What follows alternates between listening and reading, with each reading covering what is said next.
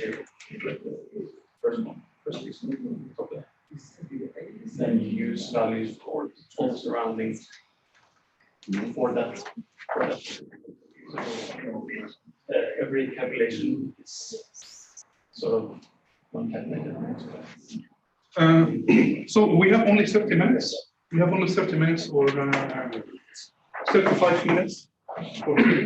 So we will talk, just give an introduction to those convolutional neural network, and after that, next week and the week after, we will finish CNN and RNN, so we can have enough time for working on projects. So, so the plan now is to combine your project into one project, and we can get more mature results. I guess it will be more useful and just work in groups. It would be nice to work in groups, and I wish if we can build some models here in the lab. So if we have two screens here in the lab, for example, so you can build a model. Maybe one group working in those license plates, maybe someone else. If you can work with face recognition, it would be nice. We can build face recognition and we can put it here in the. We can build a demo in the lab and make it working here all the time. We can check if the machine will be able to recognize us or not. I wish also if we can do some adversarial attacks. It would be very nice if it is targeted, for example, or untargeted. It would be very useful. So we can classify people as Donald Trump, for example. Yes, I like him. You like him? Yes. Because of his sanction against Iran. Yeah.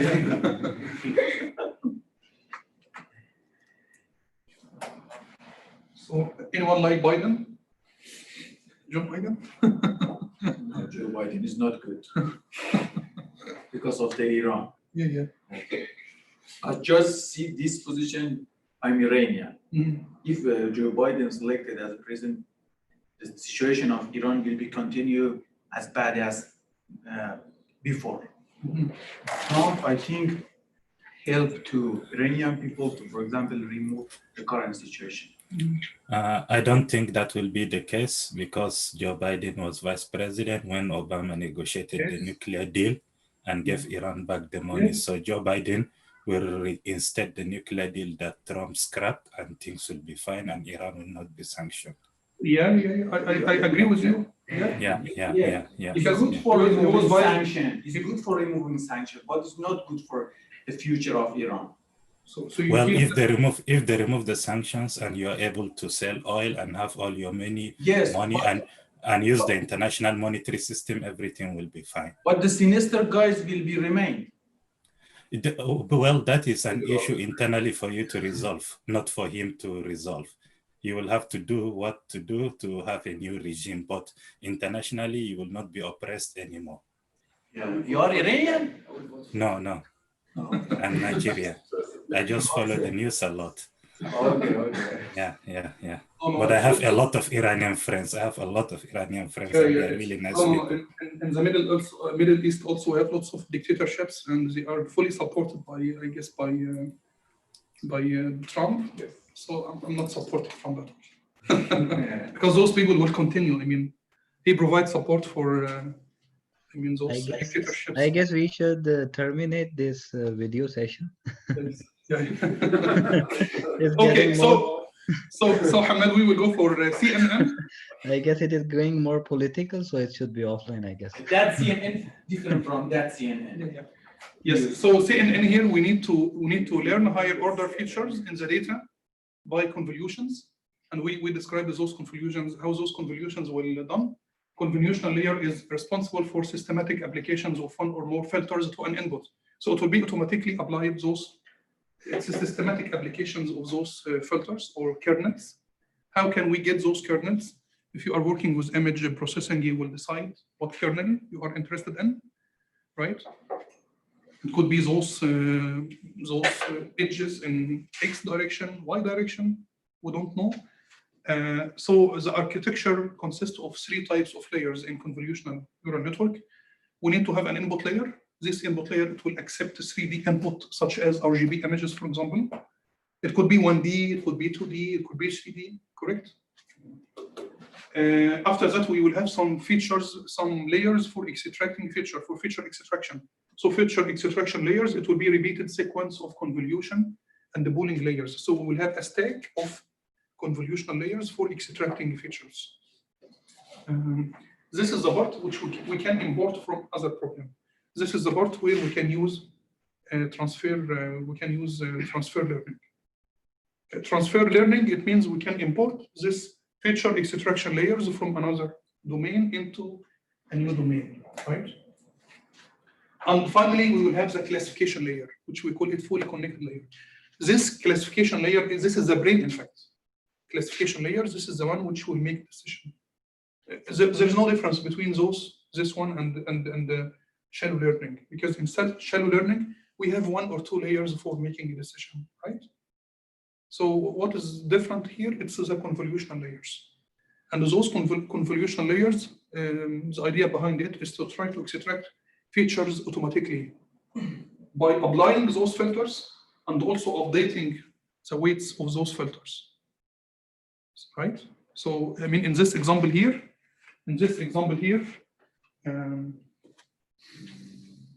so we have here some filters. The filter consists of some numbers or weight values. It's just weight values. So if you want to extract edges in the X direction, you need to use one. If you want to extract across Y direction, you need to use another filter, and so on, right? Those filters, I mean, they are designed, they are static. Those numbers are static. Maybe you can change it to fine-tune it, for example. But in case of convolutional layers, we will get those weight values automatically, right? We will get those weight values automatically. You just need to decide how many kernels we need to extract, how many feature map we need to extract. So it is a kernel size which you need to decide, and how many feature maps you want to get. Correct? This is the whole task. And so it's applied like repeated sequence of convolution and the pooling layers. Feature map, pooling, and we will repeat this one maybe several times, right? The rest will be just hyperparameters, and after training it, maybe you can transfer it from one application, from one domain to another domain. So we will have an input image. This input image, it could be 2D image or 3D image, right? It could be 3 channels or 1 channel. It could be a signal, it could be text, it could be anything, it could be time series. We will have some feature maps. The number of feature maps, it's user defined. You need to define how many feature maps you want to get.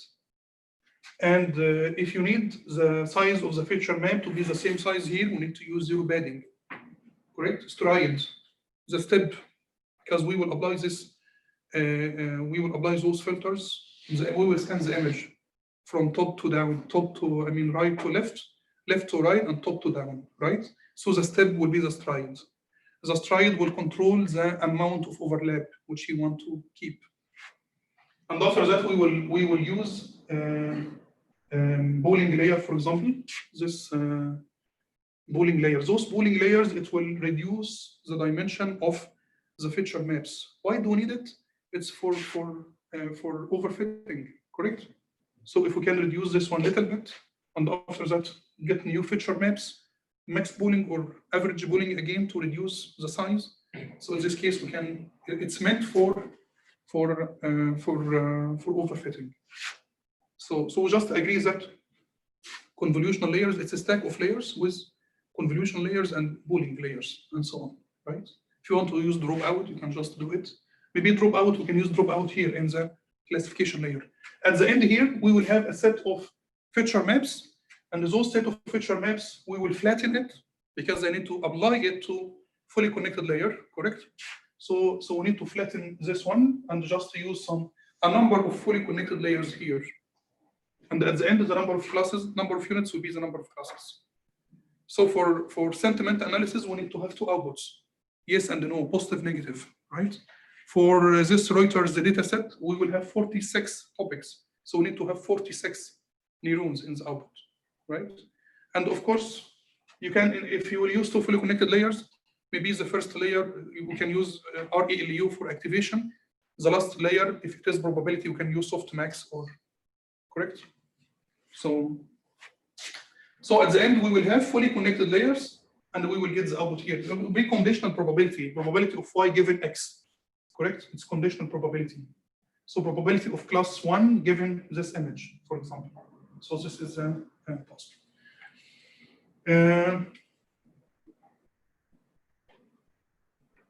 So the building blocks of convolutional neural network, we have 3 types of layers.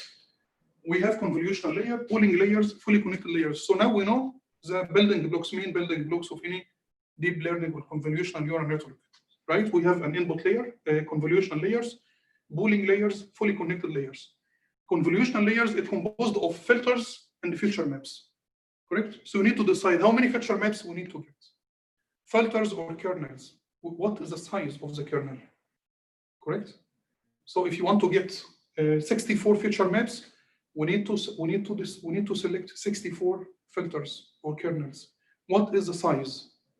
So this is one of the decisions which we need to make. 3 times 3, 5 times 5, 7 times 7, 9 times 9. So it's according to the image size, because we will scan the image using this filter size. Correct? So how much time? The stride, it's the step. If it is 1, it means we will move 1 step between each activation, because in fact we apply this filter to one part. We will make an activation 1 time, and after that we will move it 1 step. New activation, 1 step, new activation, 1 step, new activation. So do you know how many calculations we will do? Too much calculations. So if you want to reduce the number of calculations, you can increase the stride size, the step size. If it's a 3, for example, so we will do less number of calculations, less number of activations. Because at the end, each filter size, you can just imagine each filter size will be a neuron with number of weights. Number of weights will be number of elements of each kernel. If it is 3 times 3, we will have 9 inputs. So those 9 inputs will just go through, it will scan the image, and we will move with the step size. The step size will be the stride. If you will have step size equal 1, which is a default, by default it's 1 in fact. When it's 1 by 1, in this case, we will just take 1 activation, move 1 step, another activation, 1 step, another activation. So you can calculate how many times of calculations or activations in each image, correct? If you feel that it takes too much time, you can just increase the stride size. The step size, you can increase the step size to reduce number of calculations or number of activations. But just remember, it's how much overlap you want to keep also, because when we move 1 step, we have some kind of overlap. So we scan some parts more than 1 time, twice, for example, right? Which gives more weights to the information in that part. So the filters are essentially the neurons of a layer. Each filter is a neuron, correct? Each filter is a neuron. So when we select 64 filters, it means the number of neurons will be 64. And that is why when we calculate number of weights, it will be 64 times number of elements in the filter.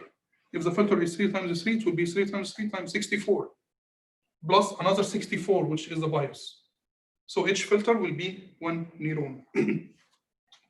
They have both weighted inputs and they generate an output like a neuron. It has some weighted inputs because it will be those omega values, those weight values multiplied by the pixel values of the covered part of the image, right?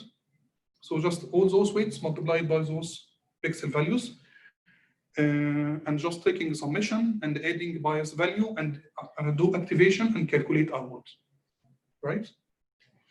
The input size is a fixed square called batch or receptive field. I mean, the size of this receptive field, it will be the size of my filter, because we cover part by part and move step each time. If the convolutional layer is an input layer, then the input batch will be pixel values. If the convolutional layer is an input layer, if it is an input layer, so we will apply it to the input, to the pixel values of the input image. If they deeper in the network, so if it is inside, if it is a second layer, for example, then the convolutional layer will take the input from a feature map from the previous layer, which is also pixel value, because we generate a pixel value. We will generate a feature map will be an image, correct? So, but if it is the input layer, we will apply it to the input image. If it is deep, it will be applied to a feature map, not as original, not the input image. Yes.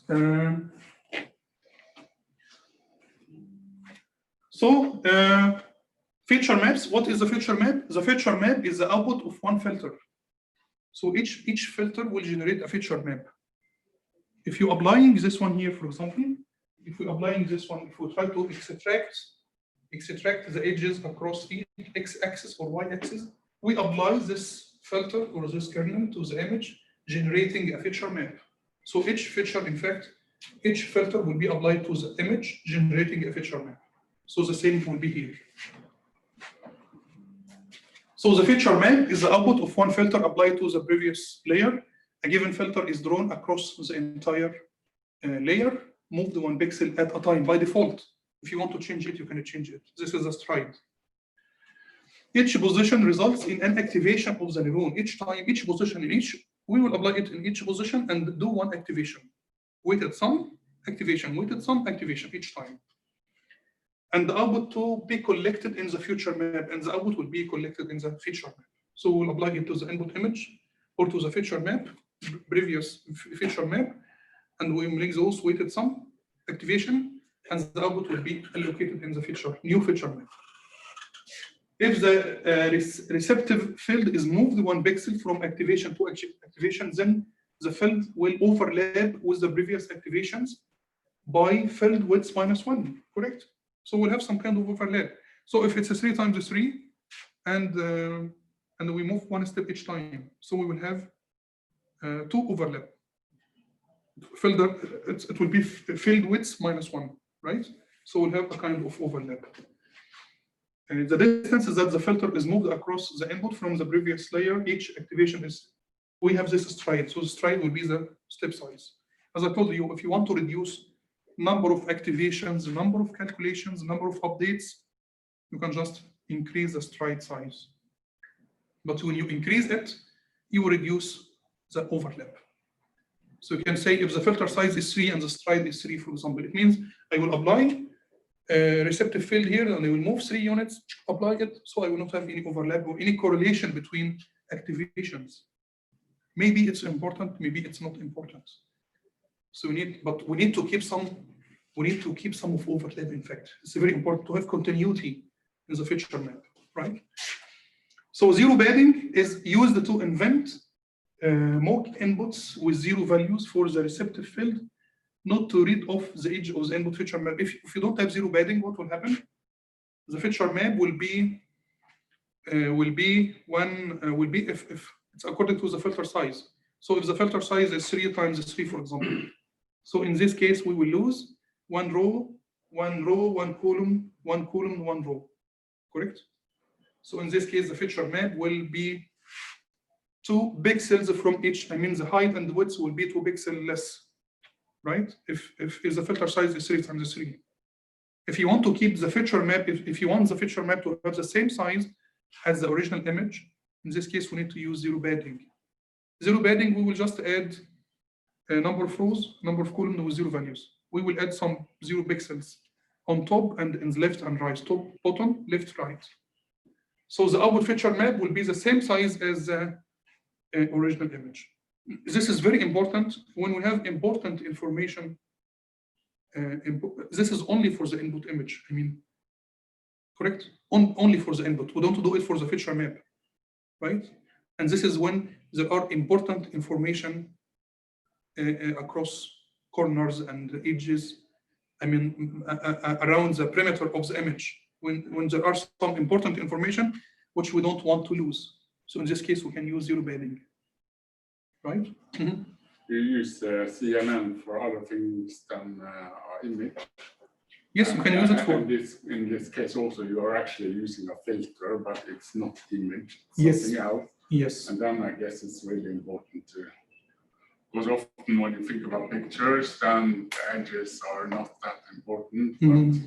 For other types of information, if it's not a picture, then the information across the edges can be more important. Yes, but we need to have an example. How can we apply the filter in 1D, right? So when it's time series, for example, it's 1D, Yeah. not 2D, for example. So I really want to 1D, it will be one vector, not a matrix. Yeah. So do we need to add zeros? No, because we will apply it. Maybe you will You lose the first and last. only first and last. Yeah. Yeah, correct. So which might not be very important, right? It's not big deal when it's a time series. Because when it's time series, for example, we have stock price, for example, which is like this one. So I will apply maybe this one, correct? So we will lose maybe some value here. So just need to add a zero value here. And is it zero? What value should we use here? Zero value? It Maybe could we be should zero count value. the weighted average. Huh? Maybe we should count the weighted average and Could be. predict the. Yes. But the filter size will be like this one. It will be, for example, 3 times 1, not 3 times 3. It will be 1D. Correct? So we will apply this one, and it will move also with some stride. Correct? Like this one, etc. So we can apply it in 1D, like in MNIST dataset, it's 2D. In RGB, if it's a CFAR10, for example, CFAR100, so we need to have 3 times 3 times 3, because it's RGB image, right? And so on. So it could be more complex when we are working with video, for example. When we have some frames, many frames, right? If you have 5 frames per second, and we need to consider if it is time, because maybe in video we have frames, we have time, so it will be really more complex, right? Is it also using numerical data, or it's not worth it? No, yes, numerical data. If you are working, we have an example here for a time series, for example. If you are working with a time series, we need to predict, stock price, for example, and so on. So it's a time series. So in this case, the filter size will be 1D. It will be, instead of working with a filter size which is 3 times 3, it will be 3 times 1. And we will apply it, and we will move it with a step. So in this case, instead of having, we don't need to add the first, we don't need to add zero, for example, 0 row and column from each side. We just maybe the first value will be 0. Only the first value in the time series, and maybe the last value, right? So each position results in an activation of the neuron, and the output to be collected in the feature map. The output will be collected in the feature map. If the receptive field is moved 1 pixel from activation to activation, then the field will overlap with the previous activation by field width -1 input values. The distance that the filter is moved across the input from the previous layer, each activation is a stride. This is the step side which we need. And as I told you, the stride will impact amount of calculations, the amount of activations, the number of activations, and the overlap or correlation between different receptive field. Zero padding is used to invent those mock inputs with 0 values for the receptive field, not to read off the edge of the, if we need to keep the edges, if we need to keep information in the edges, because otherwise we will ignore it. So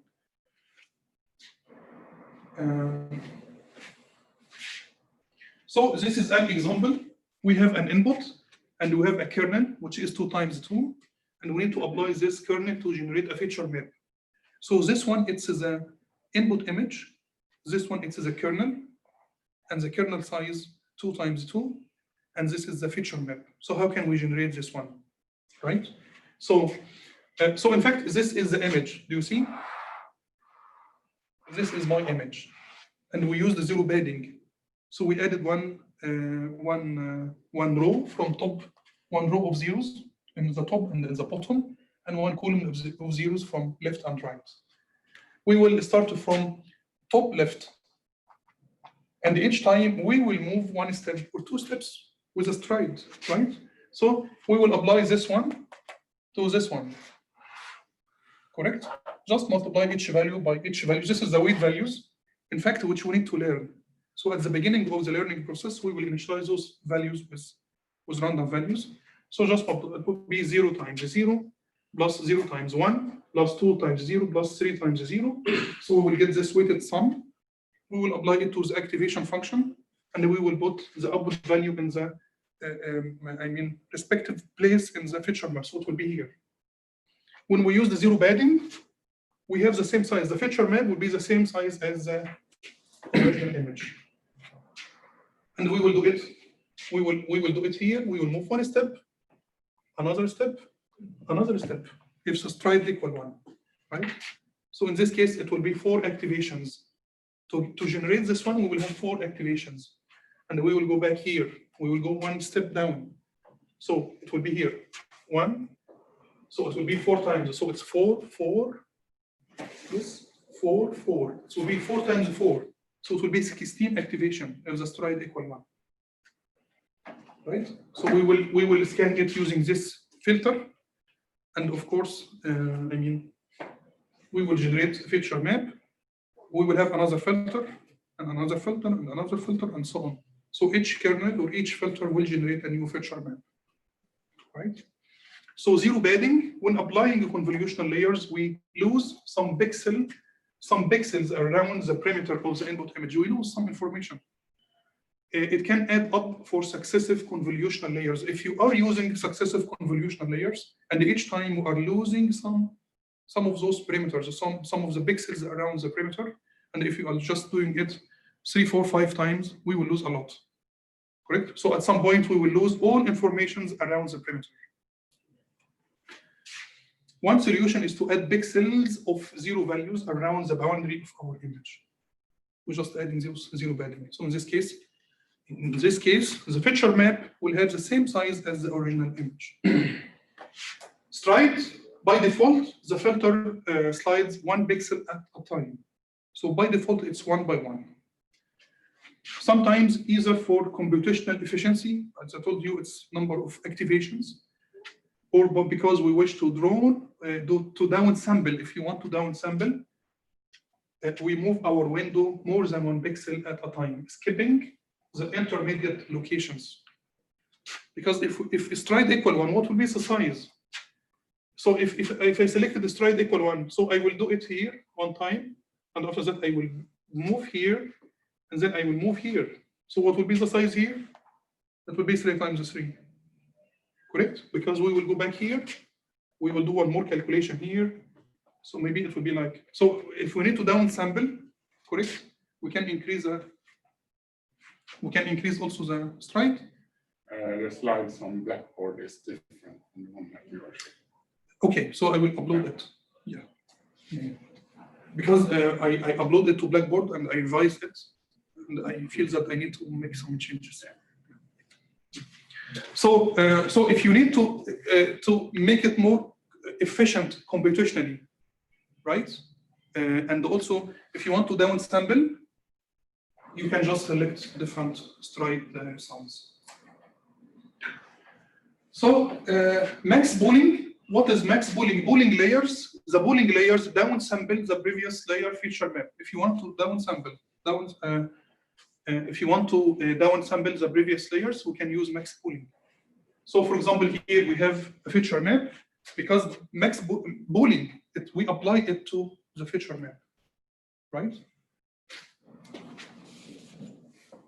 So.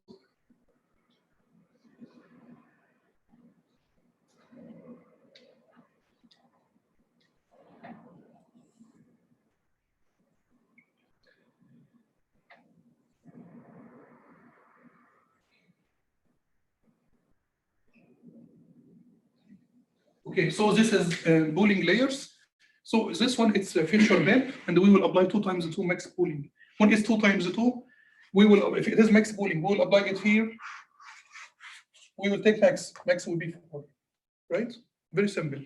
We will move 1 step. So we will move here. We will take max. It will be 5. We will go back here. What is max? It will be 7. We'll go here. What is max? It will be 8. So it's downsampling, right?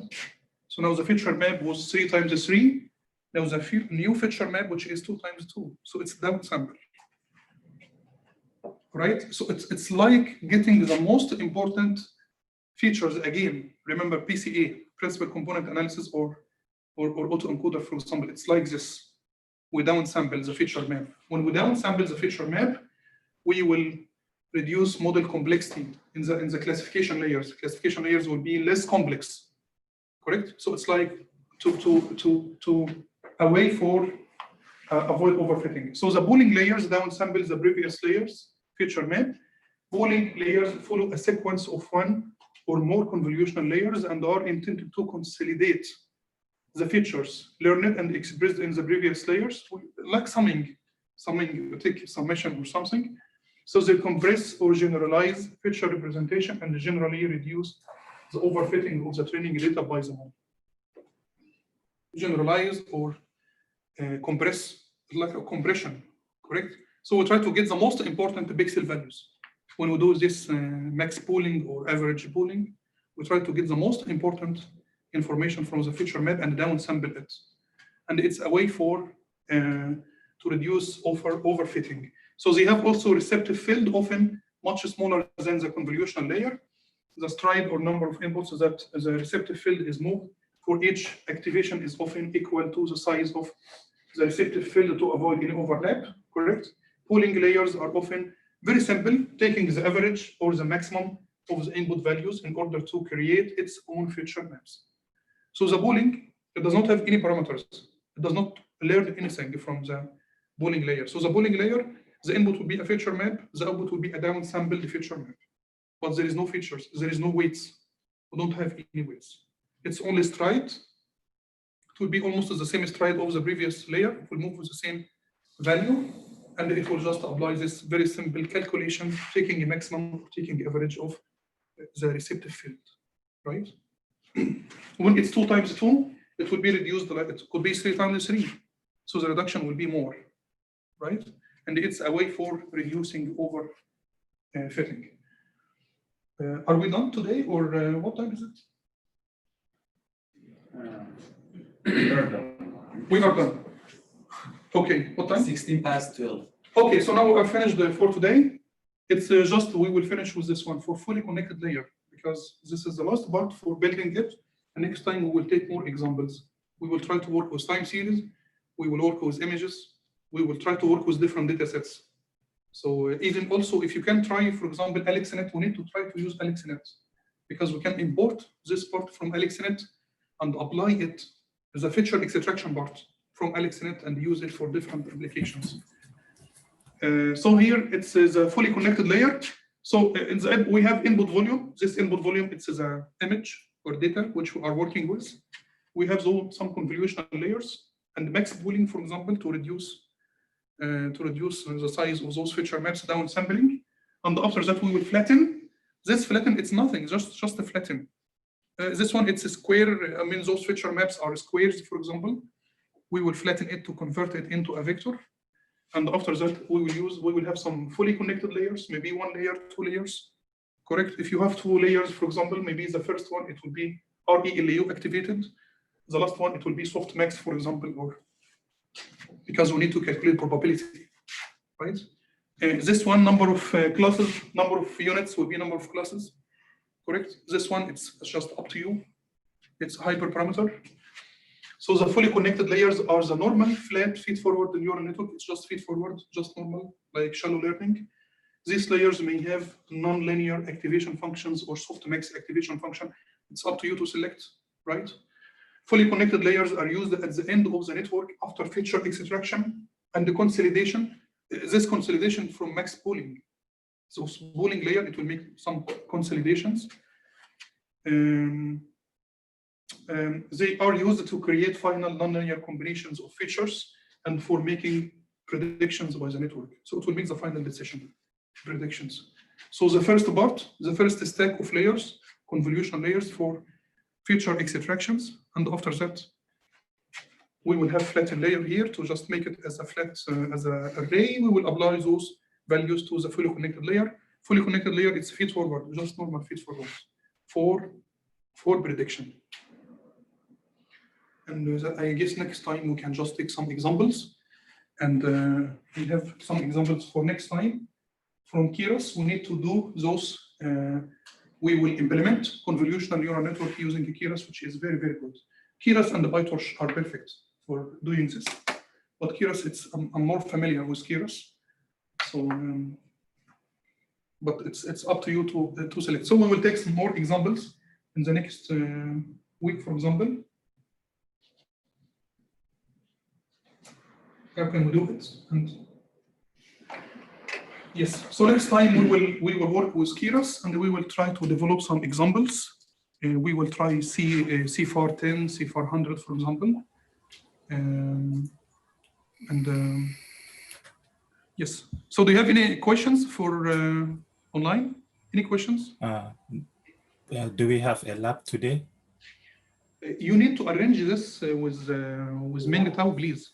It's Wednesday. Wednesday. It's Wednesday. Did you move it to Okay. another day? On Wednesday at what time? It's usually on Wednesday. It's Wednesday. Yeah. This. Okay. From 12? No, It has been it's, changed. later. Later. It was maybe from 5, from 2 p.m. 4. 2 p.m. 2? It depends. You have to check Blackboard, but usually it's 3 to 6. Yes. But sometimes we can move it from 2 to 5. But Yeah, because Meng Tao, I guess it's okay for Meng Tao to move it in any time. So just please discuss this with Meng Tao because he is in charge. he's always posting such kind of information on Blackboard. Okay, very good. So please just check Blackboard for this. Okay. Yeah. And work in the project, please. Now we changed the project into one big project. We need to end up with a demo. We need to have a demo. And if you can work with your own data set and try to write a paper, for example, from the course, it will be very, very good. So, but we need to build a demo at the end. One demo maybe with those driving, car license plates, for example. Maybe also if we can do some demo for face recognition, it would be very good. We need to, I shared with you those links for adversarial examples. If we can do it, it will be great. So we can have a nice demo here, because if you will just try to recognize the driving license plates correctly, it's okay, but it will be more exciting if we can misclassify it, if we can force the model to misclassify it with something else. It will be really very exciting. How we take care of the data. Yes. I can put also some links in the Blackboard for the rest of the video to try to use the same. But it's okay. But in this case, you need to go for PyTorch, I guess. I'm looking into PyTorch. Yes, because they have developed those tools in PyTorch, much easier to calculate those gradients in PyTorch. They have some tools already there, so don't need to do it from scratch. Okay, thank you very much for today. And I also shared a link with you, please, if you can vote for it, if you like, if you feel that it's a... Okay, thanks. Thank you very much for today, and we will meet again next week. And please check the lab time with Meng Tao. And if you have any questions, just ask Meng Tao to do some implementations. If you are working with a project, for example, just you can work in the project in the lab. So just involve Meng Tao in this project. And yeah, we are doing a lot of practical projects. okay, I mean for this project, for the course project, for those driving license plates. It will be good project for working in every week in the lab, so people can share knowledge and experience. That lab is related to the circular economy and sustainability. So this course. Just this course. Yeah. Okay, thank you very much, and we will meet next week.